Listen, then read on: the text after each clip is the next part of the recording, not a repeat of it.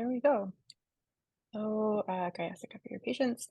So, just for the purpose of the recording, my name is Jess Hosty. I am the lead at Coastal Foodways. I also want to acknowledge that Desiree, who's on the call, is one of our board members. I'm speaking to you today from our unceded ancestral homelands in Helsik territory on the outer central coast of what's colonially known as British Columbia. Coastal Foodways is a support hub for food champions across the Central Coast in all different communities in the territories of 4 different nations. We're here to create resources and pathways to support the kind of good work that communities are doing on the ground where they live, operating programs like a seed library, physical food security library. We also develop digital resources about growing and foraging and processing foods here in this bioregion. And we love to find food systems champions from all different sectors who have expertise and stories to share and bring them into these webinar sessions for some dialogue with us, folks like Chef Ben, who's here to talk to us today about the healing power of Indigenous foods and why it's so important to have them in our public institutions. So Ben, I'll turn it over to you to introduce yourself, and then we can dive into our dialogue. And then there'll be time at the end for folks to ask any questions they might have too. So over to you. Okay. Tansei Kian to everyone. Kashan Ben Genaille. I'm Cree Mitchell from Manitoba. My mom is from St. Madeleine. My dad is from Duck Bay. I've lived and worked in British Columbia for the past 40 some years. Came out when I was 9. My parents brought 11 of us out, 11 kids on the train, and fell in love with the place and swore I'd come back. And here I am. And I've been working as a chef for the same amount of time, 42 years. My career has been, I've been very fortunate to travel the world a little bit as a cook and see other cultures and how they present their food and harvest their food and gather their food and learn from that. I started my career as a dishwasher and worked my way through to executive chef, food and beverage director. I taught culinary arts for 14 years, 5 years with an Aboriginal culinary program at BCC, and in 2009 we started that. Worked in Northwest Community College for 5 years, worked at the college in Kelowna as well, and took a team, went to the World Culinary Olympics 2 different times, once with the Canadian national team in 2008 to see the big dance, and then we took an Aboriginal team there in 2012. Incredible experience, and I'm still in contact with the young cooks that went out and they own businesses and operating catering companies now, and really have done well with regular business along with promoting Indigenous cuisine, which was the purpose of our creating awareness of Indigenous cuisine and the knowledge and the experience and the quality of items, and on it goes with a much, in my opinion, much better diet. For the last 25 years, Indigenous foods learning and educating have been a priority for me. Been fortunate to travel to many communities and spend time in many communities in BC, the Nisga'a Nation, Kitasoo, the Hanigwitine, Musqueam, Squamish, Osoyoos Indian Band, learning from the knowledge keepers and the elders that are in those communities, and have gained a lot of experience and respect in that way. And really over the 25-year journey, my focus and mission has changed a little bit as far as my approach goes. And at first it was, I'm a grass dancer and we can clear the arbor and lead the way. And I've realized I got to step back and champion the communities to, if they wish to do some work towards that, and help out with my skill set any way that I can when I'm asked. I have three boys, 2 grandsons. the last couple of years as well, I've been working with a couple of chefs and the health authorities to see how we can get Indigenous foods into institutions, into hospitals, into the corrections, into education, you know, we've had great discussions, and I can share more as we go through today. But yeah, and there's many hands nowadays, you know, such as Jess and others that are helping push this forward and making it happen in a good way. Jessica. Jessica. Yeah, I really appreciate you taking time to visit with us today. I know you've been a huge inspiration to me in the food work that I do in the community, and um, yeah, I'm excited to dive into conversation with you. So, what what drew you to a career in Indigenous foods? Well, you know, I started this career 40 some years ago as a cook. You know, I spent a couple of years in construction in a pipeline ditch, play hockey in the winter on EI, and I thought there's got to be a little more to life than this. And I started out washing dishes, and I'm having a warm coffee, standing in a warm room, and there's pretty girls walking around, and I thought, well, this ain't so bad. And you know, 40 some years later, here I am. But traveling really set that interest in me for Indigenous foods, and growing up, you know, one of my earliest food memories, I was 8 years old, and my brother Kelly was 9.5, cousin who was 9, Richard. We got our 22s, we went out into the woods, we shot a rabbit and a pheasant, we roasted it over a fire, just sat there and ate it. My mother had baked us a bannock, we ate that, went and shot another 25 rabbits, skinned them, took them home at 8 years old. I think about that very often, and we were very fortunate to grow up that way with you know, we need something from the garden, go out and get it. That's how we ate. 11 kids, you're not at the store shopping all the time for this sort of stuff, and eating wild game, deer and those sorts of things. It was just a way of life, you know, seasonally picking berries, and you know, with all the cousins, 5-6 carloads of us would pull up somewhere, and we get our Saskatoon berries, we get our choke cherries, whatever it was going on.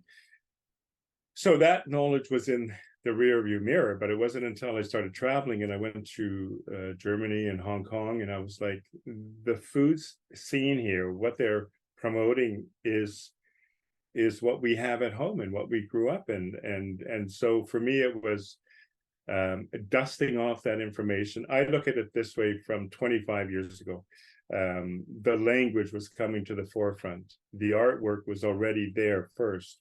And for me, when it comes to culture, the food is as important as the languages, in my opinion. So it was dusting that information off, talking to as many people as I can, learning from them, hearing stories from them, and just kind of putting that stuff together.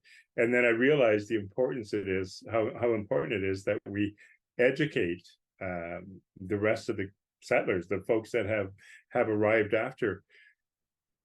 You know, I think of it this way: it was our ancestors who saved the first settlers that came here and showed them how to harvest and what to eat and what not to eat, and when to gather this and when not to gather this, and how to build a home and survive here. And again, it's just dusting off all that information and sharing it with whoever will listen. And thankfully, there's many more people speaking of it these days and working with it in a good way to make it to make it known to more.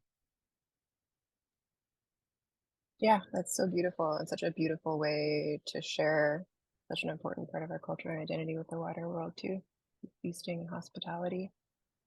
I'm curious to hear your thoughts about what our ancestral foods offer to our people that we can't get from Western foods. You know, I think the nutritional value and what systems are used to is paramount. First off, that you know, I do believe processed food is a big contributor to cancer that we're having, and different diseases that we're having. You know, at one time, cancer was thought of as smokers were had. You know, everybody who smokes is going to get cancer, but you know, the processing of food and the convenience of those foods has really harmed all of us, not just Indigenous peoples, but all of us, in my opinion. But also the cultural component to what Indigenous foods offer to communities, sharing and learning from the elders traditional ways that they learned from their elders, and passing that on so that you have that knowledge to pass down to the next generation, the next generation, the next generation, and that culture is vibrant and stays healthy that way when it's a community gathering as the way it always was, and sharing that way, and taking care of elders and those that can't whatever, for whatever reason, aren't being able to take care of themselves at this point, and sharing that, and that cultural part of it is so important to me. And I think that's the benefit for the culture, is to keep that part of it alive, that knowledge alive of when to harvest, how to preserve, and store your food, all those sorts of things, and passing it on to generations, and really instilling that pride in that knowledge that there is, and doing all of those things. Yeah, yeah, I love that. I had an interesting conversation recently with some folks in the community. There was someone who was sharing that they were experiencing a lot of acid reflux and really frustrated with having to deal with that, and felt like it, might be processed foods that they were eating that were contributing to, internal health issues. And an elder in the community said, "Well, you need to eat more seaweed. If you just had more seaweed in your diet, you wouldn't be having acid reflux." And I know when I hear those nuggets of information that I don't need to prove that they're true. But I did some digging because that seemed really brilliant, and realized that actually most over-the-counter medications for acid reflux have seaweed as a base, as Yeah, the active yeah, ingredient that's stopping yeah. it, right? And so there's this really deep knowledge in the community of how our foods can help our bodies to thrive and be well. And it's just amazing, how well we feel when we're able to eat lots of ancestral foods too. Um, In my view, I think a really big part of how colonization has hurt our peoples is by separating us from our ancestral food systems. Here we see a really long history of our people being regulated away from our territories, our fisheries, really losing access to the places and spaces and means by which we would traditionally harvest ancestral foods. How do you think that reclaiming ancestral foods fits into the broader cultural revitalization work that our people are doing? I remember reading this quote years ago from a chief from one of the Pacific Islands, and his quote was, "If you want to know about my culture, learn how we eat, learn how we harvest, learn how we gather our food, and how we feast as a people, and then you'll learn about our culture." And I think that says a lot, or it does say a lot to me.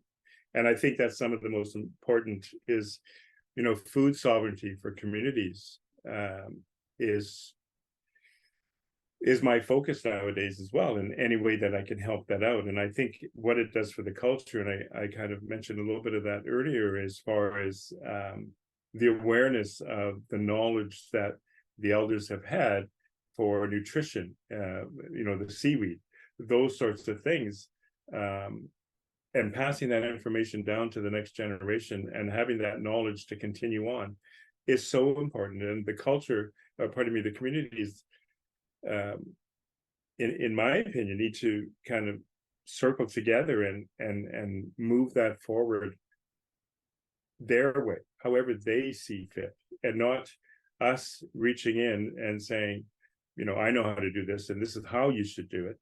Is to have the community with that strength, and building that community culture, and all of those things that fall into place with food sovereignty, and the knowledge that's there for nutritional value, the knowledge that's there for harvesting, how you harvest. I've been fortunate. I've been up to the Grease Trail in the Nisga'a Nation at one of the camps, and to spend time in one of those camps is just incredible. The discipline that's there, the knowledge that's there from the knowledge keepers and the elders that are there to say, they're looking at the moon, and it could be 2 in the afternoon, it could be 3 in the morning.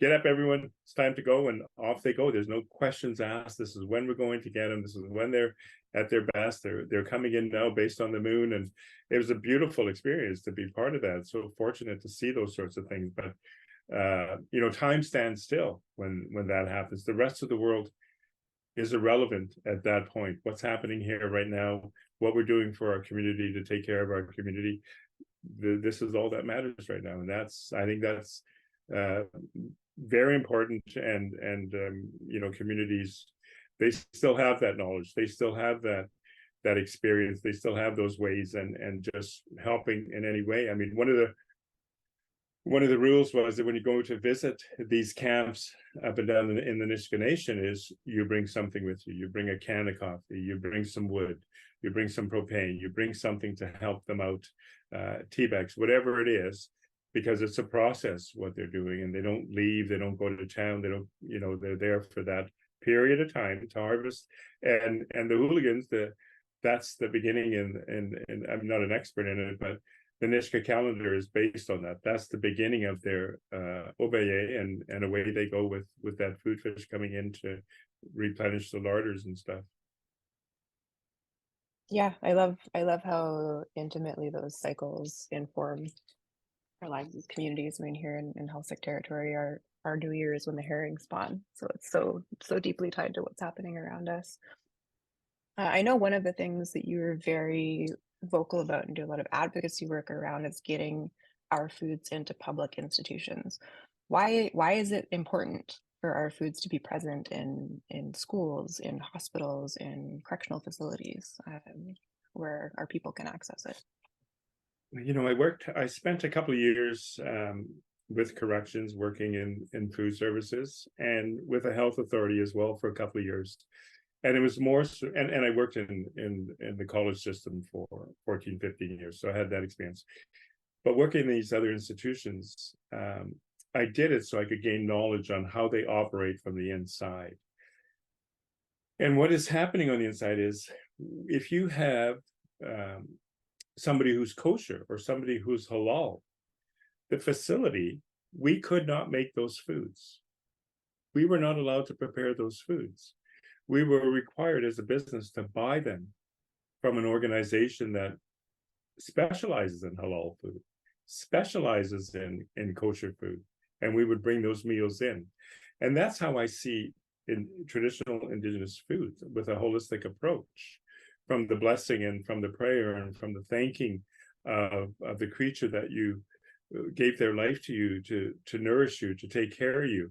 And that whole process, as it gets into a package to go to somebody, that's a holistic approach to a meal that I see going into institutions. And we have brothers and sisters in corrections that are wishing for that food.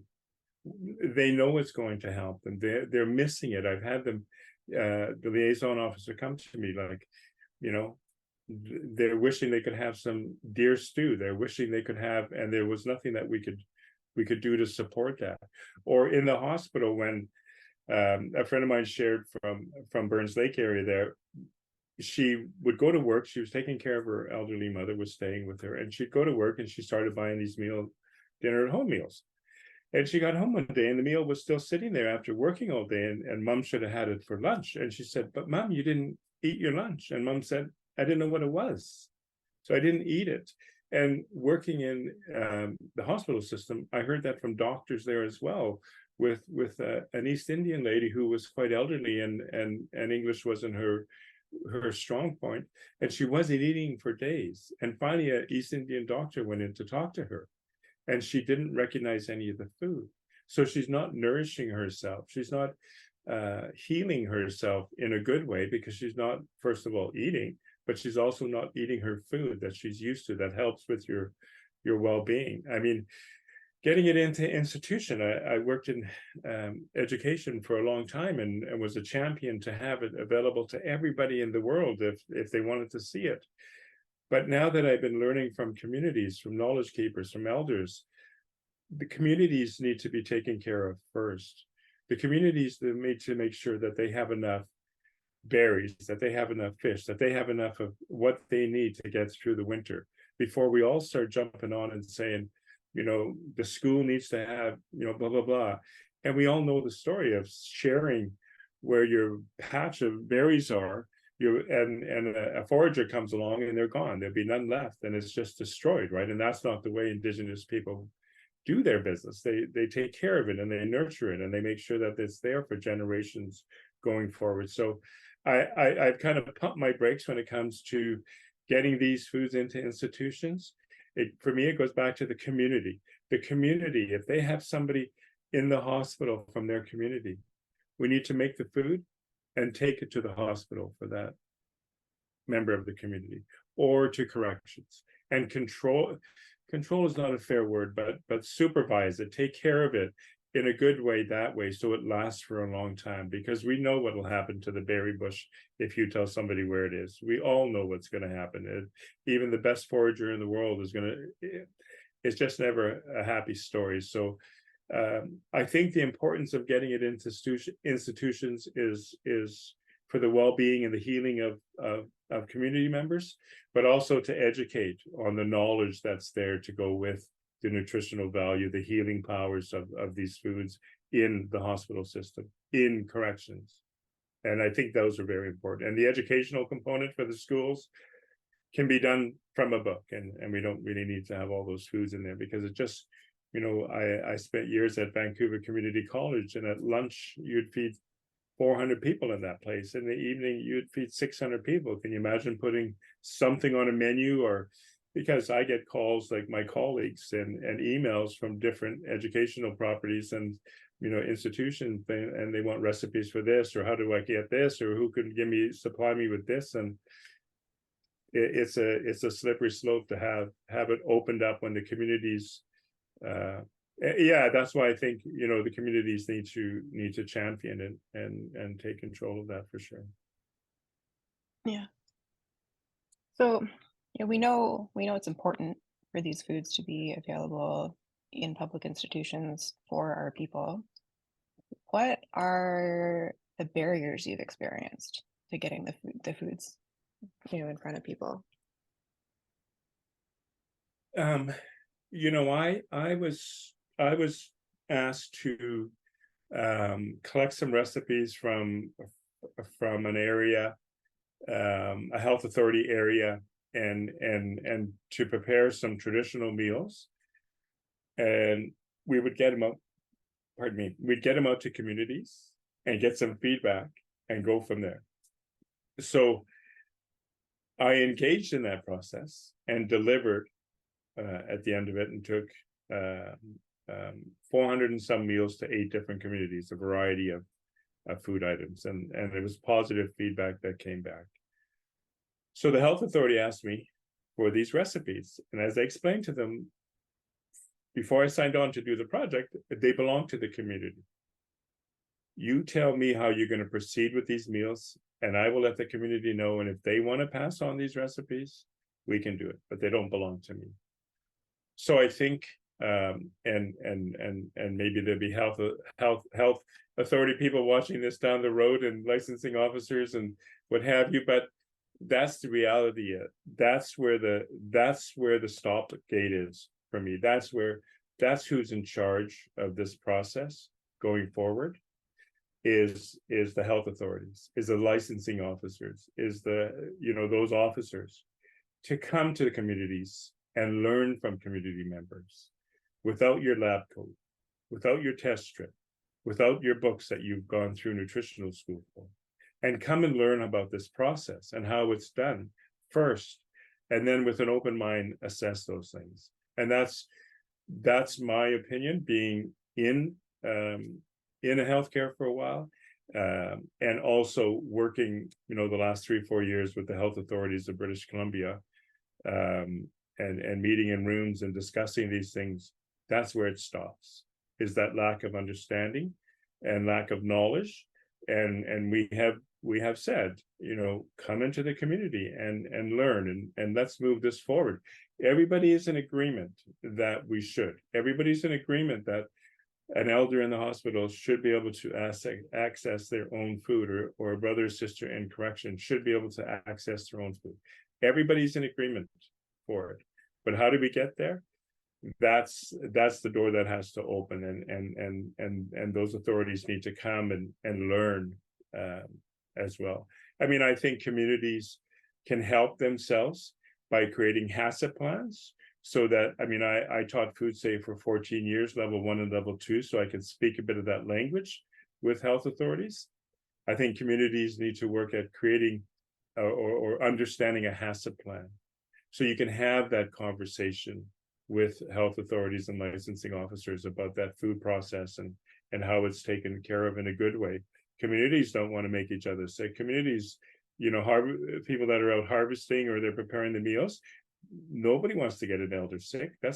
It's taken care of in a good way, the way that it's been shown all of these years. So it's just about health authorities, licensing officers coming into communities, and again with an open mind and using both ears and both eyes, and learning from communities on the importance and the nutritional value of foods and the whole process, how it's safe, and it has been safe for forever. Yeah, I love that. Well, I will do my part and make sure I send this recording to all the folks I know who are working health authorities, FNHA and VCH in this region, because it is important context. On a more positive note, who do you see in our communities leading the way on making changes in this area? Like, what kind of solutions are people coming up with that you're excited about?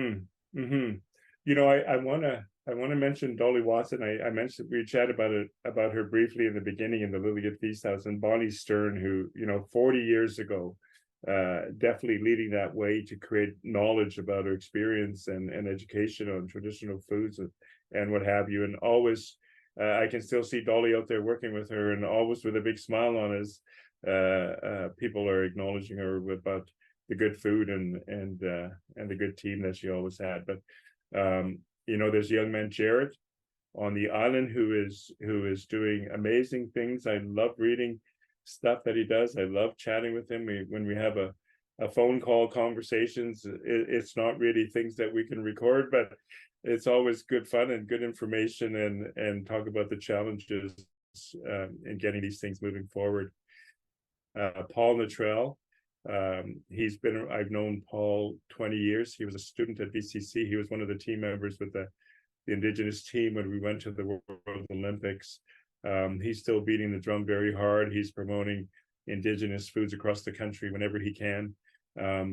There are crews back east that I don't know that well and haven't met in person, doing some very good work as well. Inez Cook from Salmon and Bannock, always out there. Second location now at the airport, and you know, for travelers heading through to other parts of the world to have an Indigenous experience. Kick, there's a gentleman, Soyuz Indian band member, who is the liaison at the prison system there, and once a month he makes traditional food and serves it to the whole prison, and the warden is quite happy to support that project, and financially I think they help support that once a month. So the deal was he was going to do it for the brothers and sisters, and the warden said, if you do it for everybody. So he does that once a month just to get, you know, get the word out about Indigenous foods and get it into the system and stuff. Who else is out there? Jared, Paul, Andrew George. Andrew George has been at this as long as I have, for sure. And back east, David Wolfman. I was talking to David and I said, you know, I've been cooking so long. I was the entremetier at the Last Supper, and he started laughing and he goes, yeah, I was in the garde manger kitchen at the Last Supper. We've been at this for a very long time, and it's exciting to see so many young folks pushing that cause forward, and different than my approach and others' approach. They have with social media, they have a different way of going about getting these words out, and it's a bigger picture for them, which is it's the world now, as opposed to just down the block or Vancouver or the community that we're in at this time. But it's very exciting, and the word is getting out there, and more people are picking up the craft, for sure, in communities. Yeah, that's so exciting. You mentioned so many incredible people. I just put a link in the chat to the TED Talk that Jared Williams did on Indigenous Yes. foods, which is amazing. And also linked, because it's pertinent to this discussion, a document that I know Jared worked on called Cooking in Two Worlds, a process guide for incorporating Indigenous foods into institutions. Both great resources if folks want to check Hmm. them out. Hmm. And Um, I think that's going to get into the education system. I believe that bit of work that Jared did there with the Cooking in Two Worlds. Yeah, no, it's a yeah, beautiful read. he does so much amazing work. And for folks who are on social media, following him on socials is just so inspiring. I don't know how he has the time and energy to put so much incredible content out that is food content and also language and culture content, because Yeah, of course they're so inseparable, but yeah. really admire all the work that he puts out into the world. Well, he had the job that he has since stepped down from it, but he had the job that I wanted, that I have now in the community, in the area that I'm in, working with the health department, local health authority on the band here, feeding the elders and the youth and those sorts of things. So It's I can beautiful see work. I can see doing this until I'm ready to move on and take it easy. Yeah. Mhm. Nice. What advice would you give to Indigenous food champions who are trying to get more Indigenous foods onto our people's plates? I would say for the community to work together, and for the community not to take no as an answer, not to accept the status quo, just to make it happen. And again, going back to that HACCP plan, I think that's helpful in educating the health authorities that who perhaps are willing to come in and meet with community members, is for communities to develop a HACCP plan, to have somebody with that knowledge, or a few people with that knowledge that can speak a little bit of that language when the health authorities come, because I think that's fair as well. I mean, the health authorities have been working all this time, to keep us all healthy when we're eating in restaurants and cities and what have you. So, they definitely are there for a reason. But I think understanding their job a little bit, by being able to develop those HACCP plans to be helpful with them, would go a long way for communities and folks that are interested in making that happen and getting foods in. But all of that, and again, not taking no for an answer, not being okay with the status quo. We need to make this sort of thing happen, and it's not a question of if it's going to happen. It's a question of who's going to do it, and the communities just need to push that forward in a strong way and together, and it will happen for sure. It's come a long ways in the 40 years I've been in this business, and so many people championing it now, being around and having that understanding of food sovereignty and the importance of it culturally. Yeah, it's just a matter of time before it happens. As somebody pointed out to me the other day, it's and a very well-known person, prominent woman in BC. It's an incredible business opportunity for a community. Yeah. Yeah. So, here at Coastal Foodways, we're a very new organization, but one of our goals is to think about how we can localize our food economy, how we can support each other as communities in this region to, rebuild grease trails and trading networks that we know connected our communities and nations going back thousands of years, kept our ancestors connected. I mean, we're such a huge part of how we form relationships at a more regional level and supported each other at a regional level. What kind of role do you think Indigenous foods can play when it comes to bigger pieces of work like upholding our social and political and economic relationships across communities? Well, and again, for the economic, I think there's many business opportunities in communities when it comes to food sovereignty and food safety just within the community. Um, and if there's a surplus, sharing it with the rest of the world, and the rest of the world is curious. Restaurants are curious, hotels are curious, tourism tourism has changed, and the tourists that are coming are looking for those kind of experiences, to touch something, to feel something, something new, something different.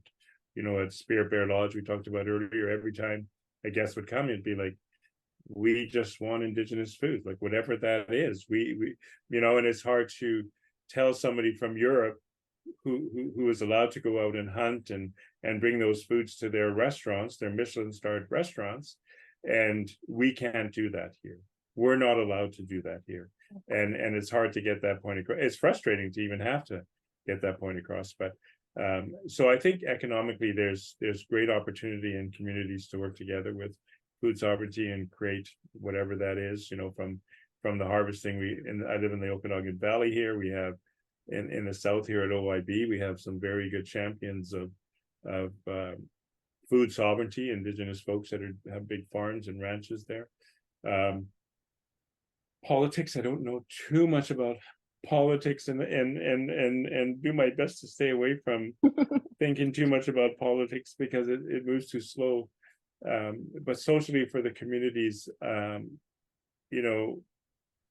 one can never have too much pride in their culture, but I think this would help with creating more pride, with sharing the knowledge that's been in the community forever, for generations and generations, and understanding it and moving it down the ladder. And I think socially that's helpful in taking care of yourselves as a community with food sovereignty, especially not only just the pricing of food, but the control that's going on with food delivery systems and food growers and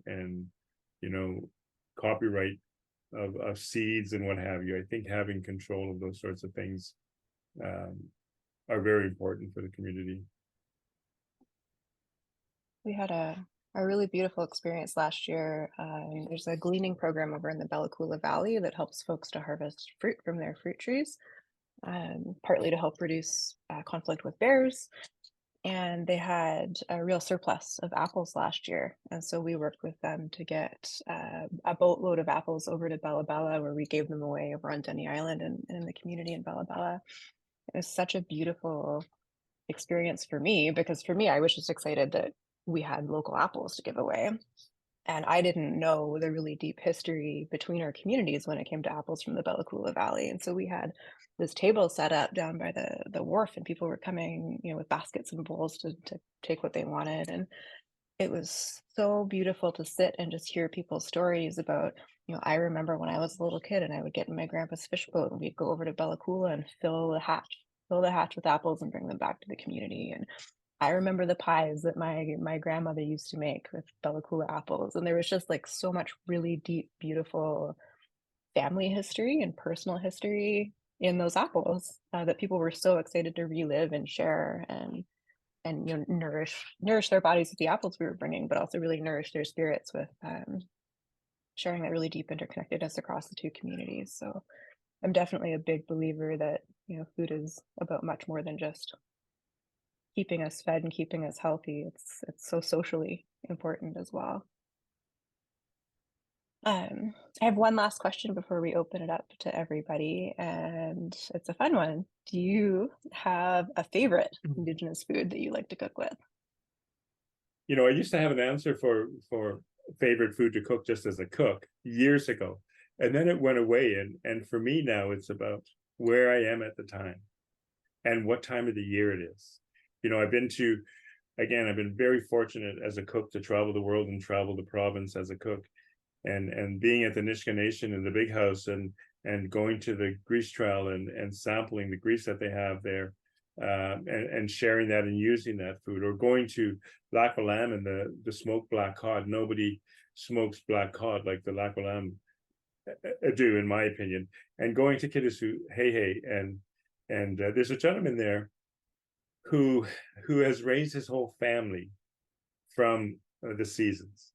And spending 5 months there, you'd see him go out on his boat, and it's going to get seaweed, and it's going to get salmon, and they're processing all of this food for the winter, and all the boats that are there, but him in particular, because he just had this small little boat, and he'd go out all by himself, and he would just bring stuff in, and they just doing all of this work for the family. And I'd go over there when I had evenings off or something just to watch and learn. And as a cook, I was like, I wish I could just hang out with this man for a year, for a whole season to experience it.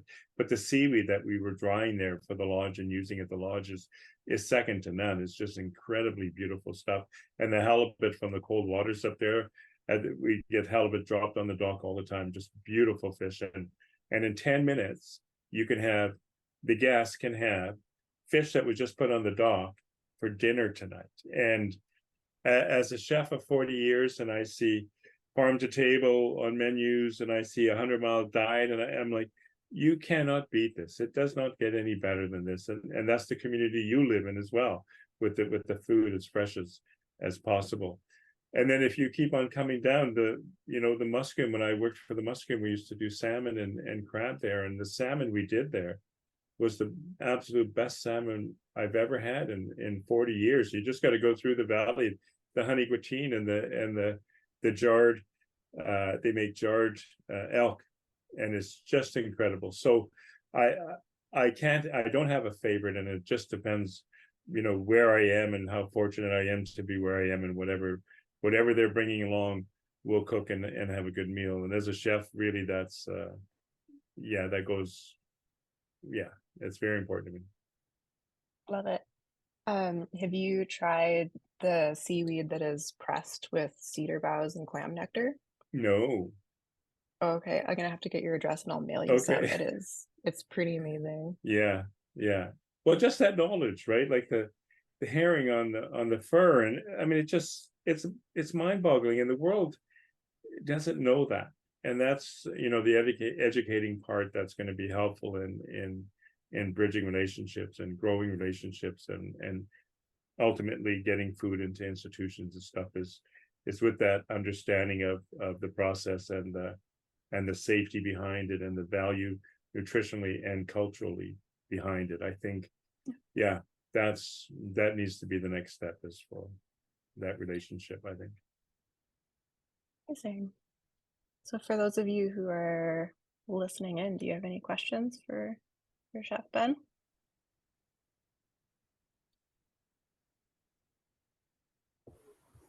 Hey, Chef Ben. Do you remember me? I was actually your student at BCC. I do remember you. I do. Where are you? Yeah, I'm in Kelowna now. Yeah, I'm up here in Kelowna. I'm working at Oasis Sakachakasa. It's the Aboriginal Head Start. I started as a cook 2 years ago, and I'm managing just as of the last couple months. So part of what we do is we want to get the kids on the land as much as possible, and for them to understand seasons, and get them involved with elders who can take us on medicine walks and different things, and learning all about the stuff in Kelowna that I didn't know on the coast. I've only been up here for a few years, so it's very different, different climate, different animals. Yeah, we really like it. Yeah, I guess my only question. Most of us want to say hi, but hi. My only it's very good to see you.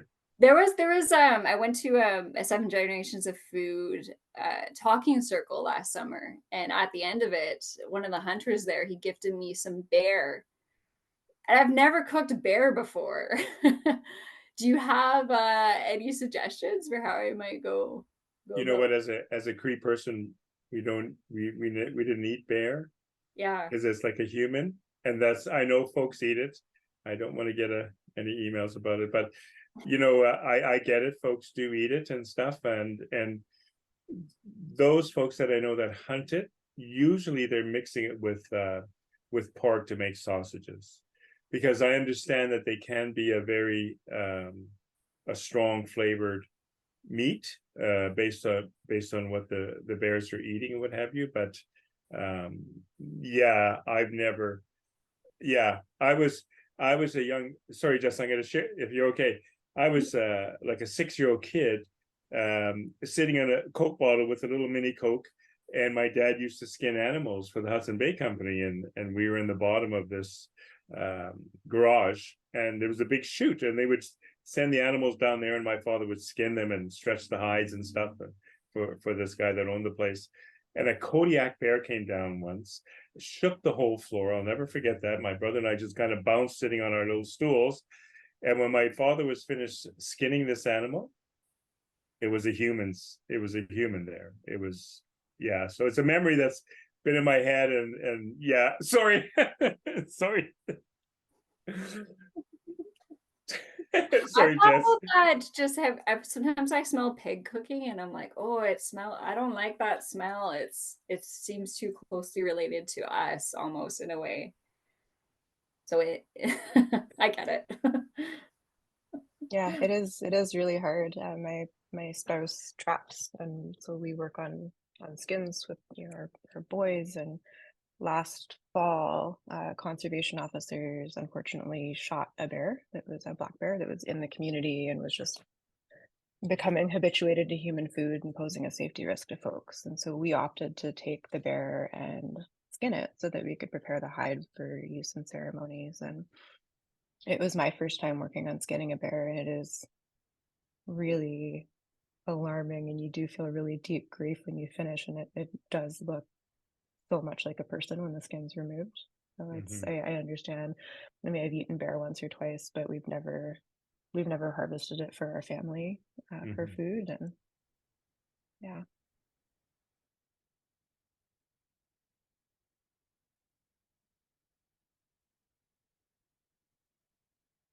Anyone else have questions?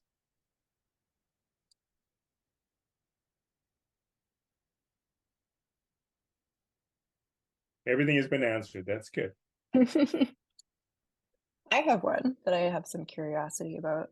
And you talked about it a little bit just in terms of the scale of food that we're able to provide in public institutions. But one thing that I really worry about when I'm out harvesting foods is how we can avoid the exploitation of our ancestral foods if they become commercialized. We have commercial harvests of clams and different marine species and intertidal species here, and you really worry about whether there'll be enough left for our own community. And it's such a beautiful thing to have our foods out in the world, but I think that's just an anxiety I have is how can we make sure that we're protecting them and that we're not harming our traditional food systems when we share them out. I think it's early enough still to slow that down, and the interest that's been created around it. To use Bannock as an example, and I know that, whatever anyone thinks about Bannock, but, nobody in this province has made more Bannock than I have, going to various events around here and, having deep fryers portable that we could bring with us, industrial deep fryers and stuff, and wanting the whole world to understand Indigenous food and getting salmon and doing huge events and what have you. But it's not something I participate in anymore. It's just, the last 8-9 years learning from folks like yourself and understanding that in a better way from knowledge keepers and elders and communities. It's not too late, in my opinion, to slow it down. 30 some years I've been working in this Indigenous foods world, and at BCC when Jessica was there. I mean, we graduated in those 5 years, 1 year, the largest group of Indigenous students in BCC history. I was disappointed at the same time as being happy that we had done that, but with education, anyway, we'll go down that road. But we haven't done leaps and bounds. It hasn't multiplied too much. There is a lot of people championing it, a lot more than there used to be.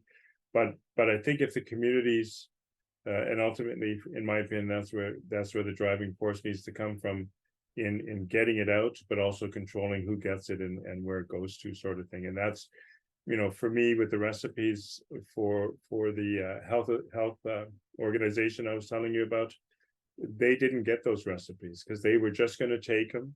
And this fellow says to me, the head of the department, we'll do them on Friday night. We'll just slam them out Friday night before we go home. And I thought, that's a healthy, nourishing meal that I want to have one of my elders eat at the end of the day. Somebody just slamming out a meal Friday night before they go home. And it's not too late. the health authority didn't get those recipes. But I think as a community working together, ultimately that's who's going to control this, and I 100% believe that's who should be in charge of this situation. And I mean, I get asked to do projects like you do all the time, I'm sure, and I just don't, for that reason, because you have to sign off that somebody else is controlling these things, and they don't belong to me in the first place, and I cannot give them away, the knowledge that I have, that I've learned from others. I just can't give that away because it's not mine to give away. It belongs to the community. So yeah, I don't think it's too late. I think controlling it and having food sovereignty, it's not too late for communities to do that, I don't think.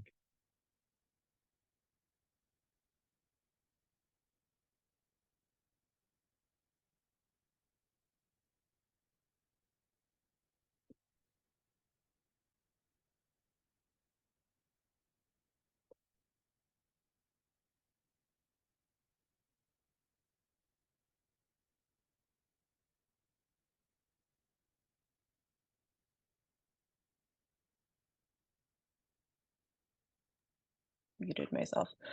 So I have a little story and then a question. My spouse is not from my community, non-Indigenous, but the first time that he came to visit here, my grandmother was really excited to prepare a family meal to share with him, and he was really excited to meet my whole extended family and have a meal. And afterward, I asked him if he'd had a good time, and he said, yes, your family was lovely, but why did your grandmother make a turkey dinner? I thought we would have salmon or halibut or some local foods. It was a really interesting moment for me to stop and reflect and realize that, particularly in my grandmother's generation, I feel like what signified to them wealth and class and, a good face to put out into the world was being able to prepare a full turkey dinner or, a meal of Western foods in the community. And it was the first time I think I'd really stopped and thought about just the deep shame and deep disconnection that's been put on our communities as a result of colonization, as we've been taken away from traditional foods in the residential school systems. We've been regulated away from our traditional resources. And it was really funny and strange for me to sit and realize that for those special occasions, the default was always a turkey dinner rather than sitting down to chapa and having a big feast of all of our ancestral foods. And I think that, certainly in my family, and I think in my community, I see a generational shift around that. I see much more celebration of traditional food. I mean, my grandparents love traditional foods, absolutely. It was just really when it came to like externalizing, like wanting to host and share an abundant feast, it was always the turkey. But I'm curious if you have any thoughts about sort of the generational nature of that, and whether you think that as younger people are stepping into this Indigenous food sovereignty moment and movement, if you see folks broadly sort of letting go of that really deep colonial shame that's been put onto us and celebrating our foods more. I'm fortunate to do the craft that I do. It's when you go out and do something, or somebody comes to your restaurant, it's instant. It's either instant gratification or instant, this is crap, everybody has an opinion, right? So that's been good and bad, but mostly good, because we pay attention to what we're doing and try to do a really good job. But I would go out and do events with young students from VCC, and before VCC, I worked for the Musqueam for 5 years, and we would go out and do Feast of Fields, Taste of the Nation, all the foodie events, and everybody would come up and say, or many folks would come up and say to the young students and the young participants, you guys have the best food here again. And their eagle feathers would come out, and they would be prouder than all get out about their traditional foods and how it was accepted and received in such a good way. So I've been very fortunate that way, and know firsthand that the positive feedback and the educating of folks is really the key to that relationship, from the health authorities, so that we can get it out a little bit more, first and foremost, and then others to be educated from that as well. Again, about the knowledge and the nutritional value of these foods. In the hospital system, I shared this with health authority before, and somebody will see this and maybe be a little bit upset, but we would get hot water, a bag of white powder, and pour it into said hot water and whip it up, and all of a sudden we have mashed potatoes, and we're sending this to feed sick folks in the hospital. And I said to, I think there were 60 some of them on the Zoom call, do we call that nutritional food? As a cook, I don't see that as any kind of nutrition at all. So you can't say Indigenous food doesn't hit that mark when you don't know anything about it. And this is what you're calling nutritional food. This is what you're accepting to be served to folks that are ill in the hospital. So yeah, that learning has to happen. That understanding from the health authorities and those that are in charge has to happen. And the communities need to be contacted, and those folks need to come to the community to learn firsthand all of that we share, that we know already, and that has been passed down for generations. They need to come and understand that. And there's no, yes, I understand what you're saying about the shame. Felt the same thing. I go to my 7, 8, 9-year-old kid. I go to my cousin Richard's house, my dad's brother, and there's a muskrat and there's a beaver in the middle of the table, and that's what you've been eating today and stuff, right? But would you have somebody over for a roasted beaver tonight? But there's nothing wrong with eating that product. I mean, it's healthy. It lives off the land. It's not a carnivore, what have you. As a cook, I would enjoy that in a second. But for me, the education component and working together is key to all of us moving forward with this. Yeah. I've got a question in the chat from Des, who is an amazing harvester and forager and researcher of House of Clam Gardens. She is curious about how to get younger generations interested in traditional foods. So we have a program here in our community called Seas, which is in our school, which is about getting knowledge holders into the classroom and getting kids out of the classroom and out on the land. So Des took a group of young people to one of the clam gardens that she works with and took them out to harvest clams, dig clams. But, a lot of them don't eat clams. You can take them out to harvest, you can get them excited about the process of it or get them engaged in the process of it, but they're not going home, they're not consuming those foods at home. Do you have any thoughts on how we can get our young people excited and engaged when it comes to consuming traditional foods? One of my missions as a cook was to get, as an educator, was to get students to try many different things, and blue cheese was always one of them. So in the first couple of years of teaching, I did not ask this question. So in my third, fourth year, I started asking this question from day one. Does anybody have an allergy? And nobody put up their hand. I said, okay, from this moment forward, you're going to try and sample everything that we're going to make. You don't have to like it. You don't have to try it again, but you're going to try it, right?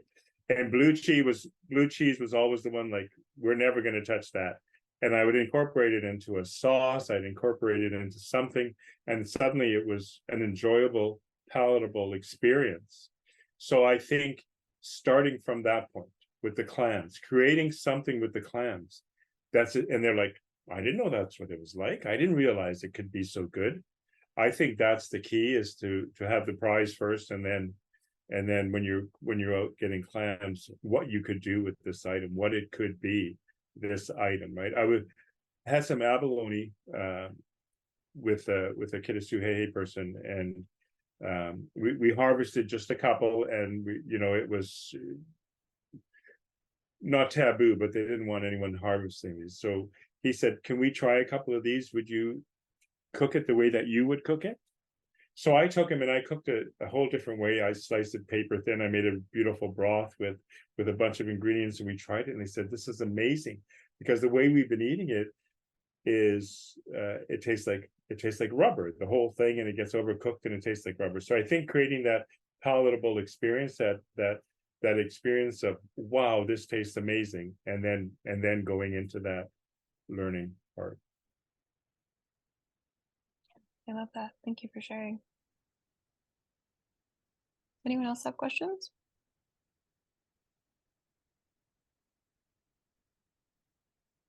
If not, I guess I would ask Ben if you have any closing thoughts you want to share. Yeah, just, communities, if there's, there are many folks out there that can help communities if they like to create this HACCP plan, to get health authorities engaged and moving that world forward under their terms. Again, for me, that's, I haven't been out there beating the drum like I used to, but for that reason, when I'm asked, I will help and assist anybody to make these sort of things happen. But it's not my place to be the one out there saying this is the way it should happen. So yeah, and it's going to happen. It's it's going to happen. Well, I'm so appreciative that you said yes to me and that you joined us here today for the conversation. I know I always learn a lot and feel inspired when I get to talk to you and hear from you. And I'm just so grateful that we had this time here together. I'm looking forward to sharing the recording out with our networks and all the folks I know who really wanted to be here who weren't able to be here with us in this moment, but are wanting to watch later. So Kayasika for sharing your wisdom and your inspiration, and just know that it's resonating with folks, and that we'll do what we can to share out your stories and your expertise with our network. Thank you.